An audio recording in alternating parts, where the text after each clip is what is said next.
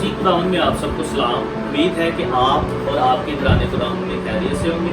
मेरे अजीज़ों, जैसा कि हमने पिछले टॉपिक यानी बाइबल मुक़द्दस में नंबर्स के बारे पर गौर किया था कि बाइबल मुक़द्दस में नंबर्स जो हैं वो भी बड़ी अहमियत के हामिल होते हैं।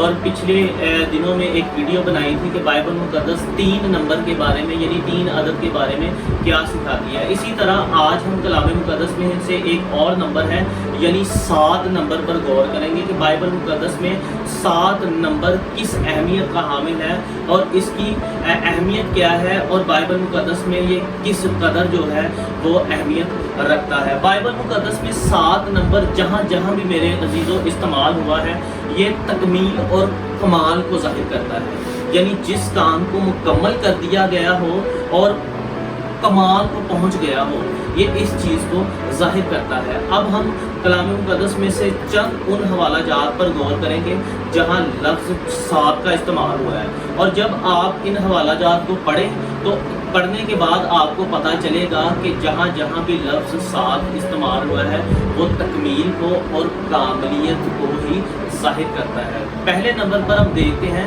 कि 7 दिन में पूरी कायनात की तख्लीक हुई, यानी खुदा ने 7 दिन में पूरी कायनात को बनाया, 7वें दिन आराम किया। और पैदाइश पहले बाब में आप ये देख सकते हैं।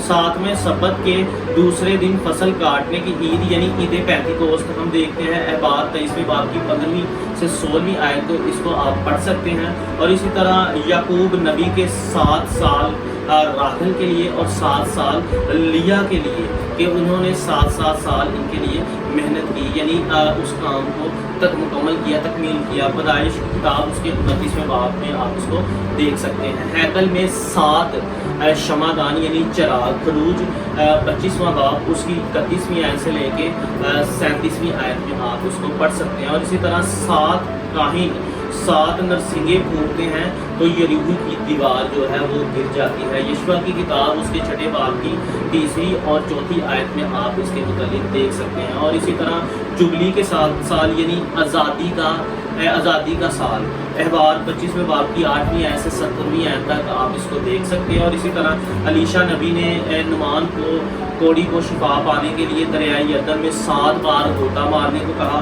दूसरा सलातीन 5वें बाब की 10वीं आयत में आप देख सकते हैं 7 बदरूहें यानी यसू का मरियम मगदलीनी में से 7 बदरूहें निकालना। लूका की अंजील उसका 8वां बाब और 9वीं आयत। इसी तरह मुकाशवा की किताब में 7 कलीसियाँ, मुकाशवा पहला बाब 9वीं आयत से 20वीं आयत। और इसी तरह 7 रूहें, मुकाशवा पहला बाब 9वीं आयत से 20वीं आयत। 7 सितारे, मुकाशवा पहला बाब 9वीं आयत से 20वीं आयत। 7 चिरागदान, मुकाशवा पहला बाब 9वीं आयत से 20वीं आयत। और इसी तरह 7 फरिश्ते, पहला बाब 9वीं आयत से 20वीं आयत तक। और इसी तरह मेरे अजीज़ों बाइबल मुक़द्दस में एक और जगह हम देखते हैं 7 मोहरें, मुकाशवा पहला बाब उसकी 5वीं आयत। और इसी तरह 7 नरसिंगे, मुकाशवा 6ठा बाब और उसकी 8वीं आयत। 7 प्याले अज़ाब के, मुकाशवा पहला बाब उसकी 16वीं आयत और 7वें बाब की 15वीं आयत। 7 नंबर की अहमियत का अंदाज़ा हम इस बात से लगा सकते हैं कि ये किताब मुक़द्दस में 700 से ज़्यादा मरतबा इस्तेमाल हुआ है। और जब जब आप इन हवाला जात को पढ़ें तो इस बात को याद रखें कि 7 का अदद जहाँ भी इस्तेमाल हुआ है